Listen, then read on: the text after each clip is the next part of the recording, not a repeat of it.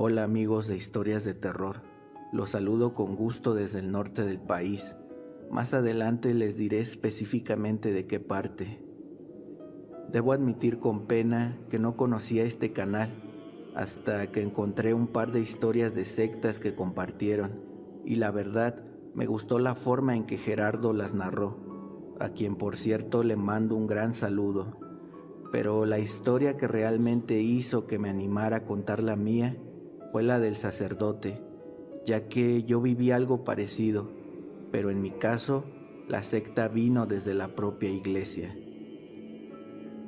Hace algunos años, 6 para ser más precisos, me encontraba en un pequeño dilema durante mi adolescencia, y es que tenía que decidirme entre hallar algo en que gastar mi tiempo o buscar algún trabajo temporal hasta el regreso a clases, porque estaban por iniciar las vacaciones de fin de año y mis padres no me querían tener en la casa sin hacer nada. Platicando con algunos amigos, tenía un par de opciones, pero justo un par de días antes de tomar mi decisión, un grupo de jovencitas muy lindas acudió a nuestro colegio para invitarnos a todos a que nos uniéramos a alguna de sus congregaciones de la Iglesia Católica que tenían por la ciudad. Esto como servicio a la comunidad y también en el ámbito espiritual, vaya. Supongo que es parte de su trabajo hablarte muy bonito y pintarte un escenario maravilloso en donde si te unes lograrás el éxito de inmediato y estarás cumpliendo una labor con Dios, pero al menos en mi experiencia fue todo lo contrario. Por un momento consideré en aportar datos precisos a la historia, como nombres, ubicaciones y todo eso, pero luego de observar que en este tipo de casos es mejor omitirlos para la seguridad de todos, me esforzaré en solo dar los necesarios. Bueno, pues parecía una buena alternativa, pero siendo honesto, lo que realmente me hizo acercarme a esa parroquia para convertirme en un monaguillo fue el hecho de que me enteré que unas chavas muy guapas de la clase de al lado también lo harían. Cosas de adolescentes. Además, me pareció interesante y como fuera, solo sería hasta que se terminaran las vacaciones. Todo esto en la ciudad de Nuevo León. Cuando acudí al recinto, oh sorpresa, yo era el único de mi colegio que realmente asistió. Pero por fortuna había muchos chavos más o menos de mi edad, por lo tanto estaba seguro de que sería divertido, y la primera semana lo fue.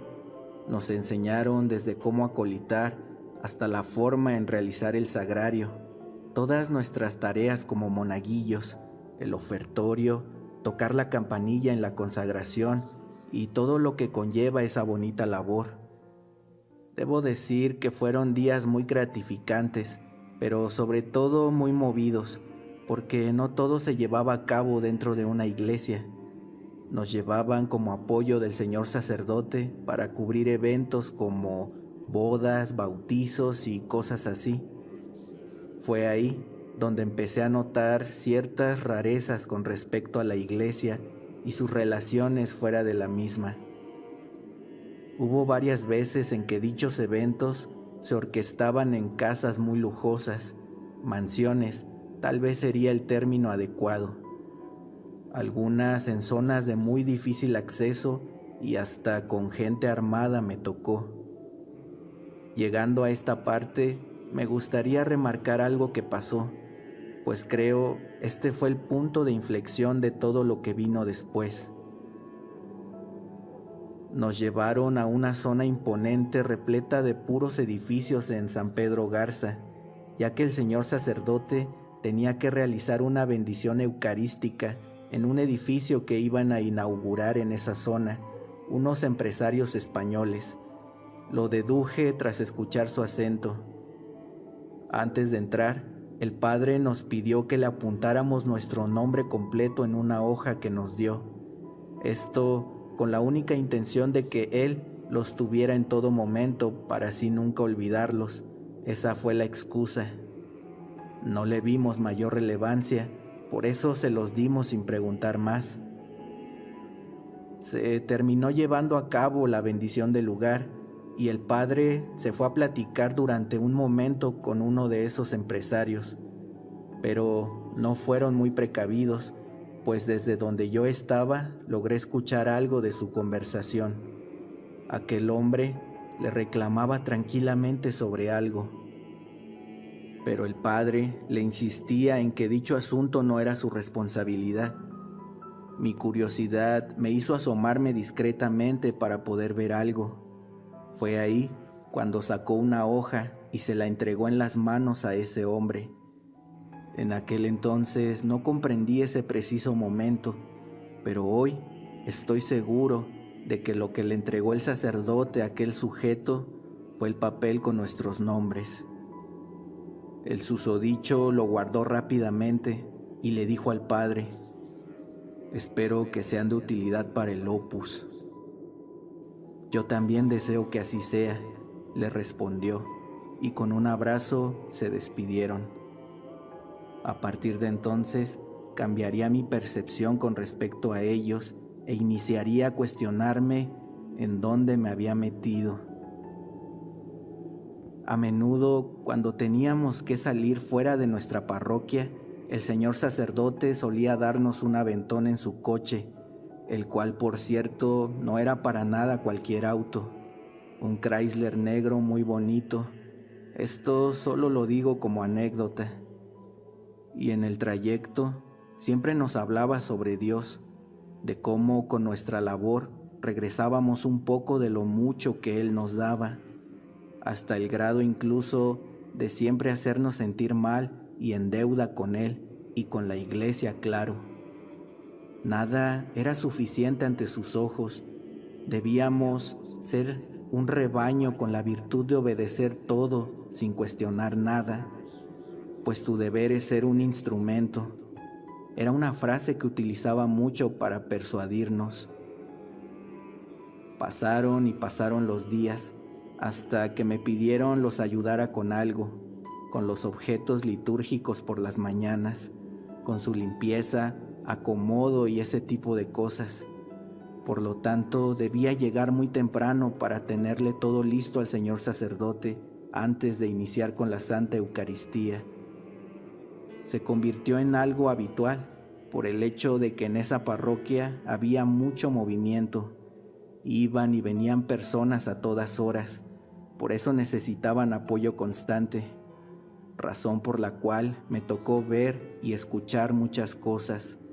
Algunas de ellas, vaya que me perturbaron, pues no creo que sea muy normal ver a personas dándose latigazos en la espalda por su propia mano o causar daño a su cuerpo como penitencia de purificación. Eran castigos autoimpuestos por ellos mismos, con la finalidad de eliminar las impurezas del cuerpo y el alma, según las palabras que me decían cada que se percataban de que yo los observaba o notaba lo que hacían. En ocasiones me tocaba quedarme hasta tarde y por los pasillos de la parroquia se podían oír gritos que venían de varias habitaciones. Intenté conversarlo con otros compañeros monaguillos, pero cada que tocaba el tema me evitaban y al poco rato alguien del clero, el diácono o hasta el propio sacerdote me llamaban la atención. Esa fue la razón por la que hice el intento de salirme, pues creo que a nadie nos gusta que personas ajenas nos levanten la voz. Pero algo me decía que no sería tan fácil. Dejé de asistir como 3 días y al cuarto, unas personas me abordaron mientras caminaba por la calle. Me dijeron que pertenecían a aquella parroquia. Al oír eso, les respondí que ya no me interesaba regresar. Comenzaron a reírse de mí, recordándome el juramento que hice cuando me uní a su congregación. Y siguiendo con la burla, me dijeron: No te preocupes, nosotros no obligamos a nadie. Tú volverás por tu propio pie, y cuando así sea, verás la diferencia entre quienes no rechazamos a nadie.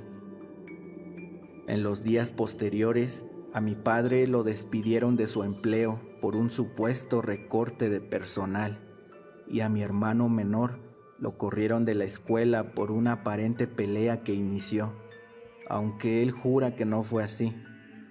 Todo esto sucedió de forma simultánea.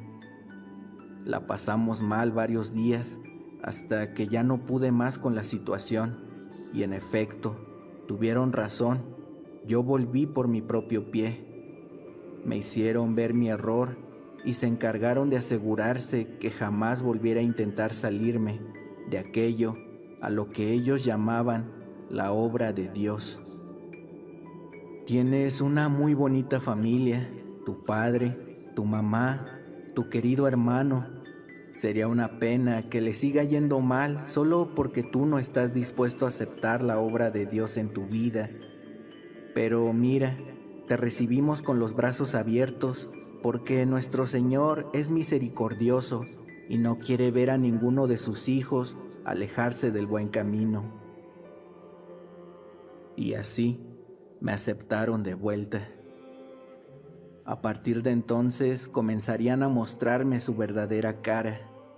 A todos nos exigían reclutar a nuevos miembros cada cierto tiempo, y si no lo lograbas, empezaban las presiones y malos tratos. Durante tu estancia con ellos, debías ser capaz de llevarles al menos a una persona. Una oveja puede atraer a todo un rebaño, nos decían para no desistir en nuestros intentos.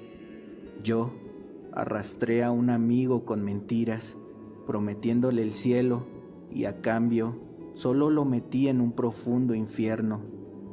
No lo culpo por odiarme, pues yo también lo hago con quienes me engañaron. En fin, se podría decir que cumplí con la cuota, así que nos dejaron tranquilos a mi familia y a mí. Claro, yo debía seguir sirviéndoles.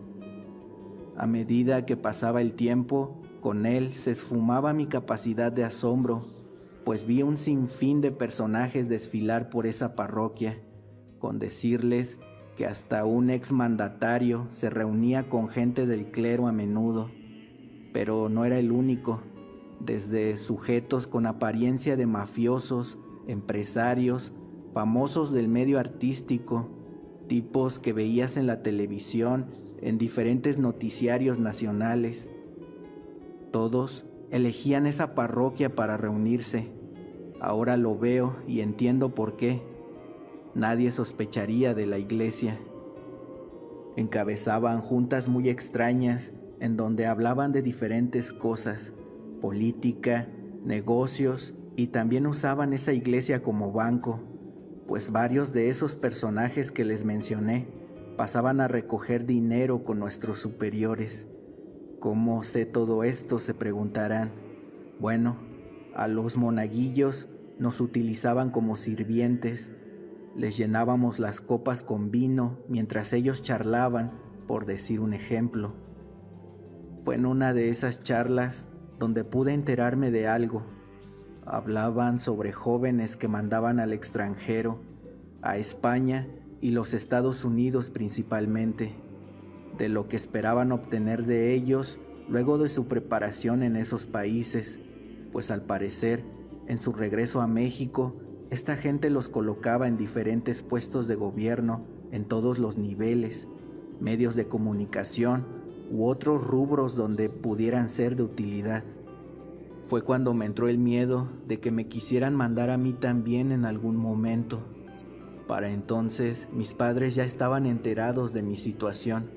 Por eso comenzaron a buscar ayuda en diferentes partes, sin llamar la atención, para que ellos no se dieran cuenta de que alguien a quien aparentemente tenían en la bolsa intentaba desertar. Pero, ¿cómo confiar en cualquiera, con tantas influencias que tenían por doquier, y menos al enterarnos de que un medio de comunicación impreso muy grande de Monterrey trabajaba con ellos? Lo usaban para desprestigiar a quienes no se sometían y, en el peor de los casos, para encerrar a aquellos que intentaban ser libres.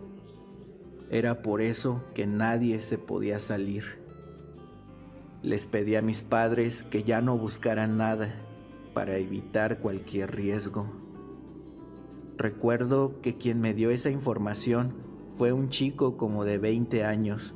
Se llamaba Gustavo. Él también era monaguillo y desde los 12 años llevaba siendo miembro del Opus. Dentro de todo, creo que hice una fuerte amistad con él.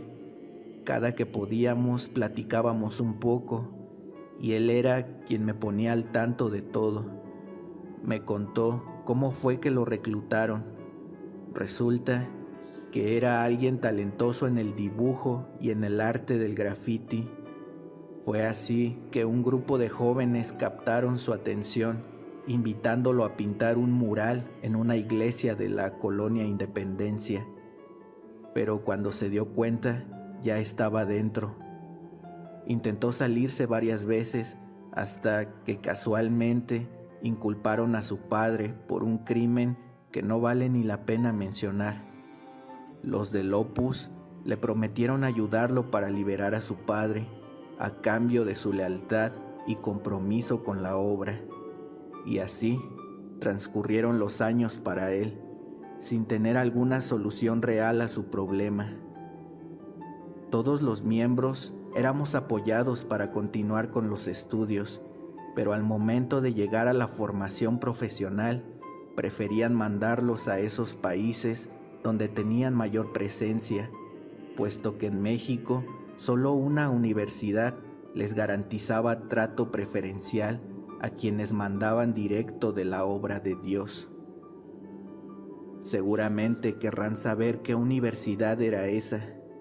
Bueno, solo diré que es una que tiene fama de solo admitir a gente con dinero y se encuentra en la Ciudad de México.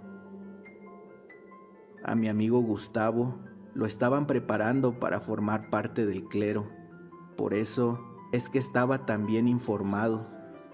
Aunque él seguía sirviendo como monaguillo, esto por el agradecimiento que les tenía según lo que les dijo. Pero eso era falso. La verdadera razón era porque nosotros los monaguillos teníamos más libertades para ir y venir a nuestras anchas, y él seguía buscando opciones para poder salirse. Deposité toda mi confianza y esperanza en que juntos pudiéramos hallar la forma de escapar, sin perjudicar a nuestras familias. Pasó el tiempo y llegó mi turno de ser enviado para continuar con mi formación académica. España sería el destino elegido para mí. Para entonces, recién había ocurrido un gran cambio en el país y Gustavo se decía optimista con lo que estaba pasando, pues era muy notorio el descontento en el ambiente. Aquellos que habían perdido prometieron muchas cosas que ayudarían a los intereses del Opus Dei en nuestro país, pero por fortuna alguien lo impidió, dejándolos por el camino de la amargura, y quienes más lo reflejaban, curiosamente, eran la gente de la propia iglesia. A pesar de que pregonan supuestamente el amor al prójimo, solo les faltaba maldecir a esa persona gritándolo a los cuatro vientos para hacerlo más evidente. Mientras ellos tramitaban mis documentos, la visa y el pasaporte, desesperado le pedí ayuda a Gustavo para que me ayudara a escapar, pues sabía que esa sería mi única y última oportunidad. Tuvimos una larga charla en un parque, lo recuerdo bien. Se volvió hasta algo nostálgica, pues recordamos el inicio de nuestra amistad.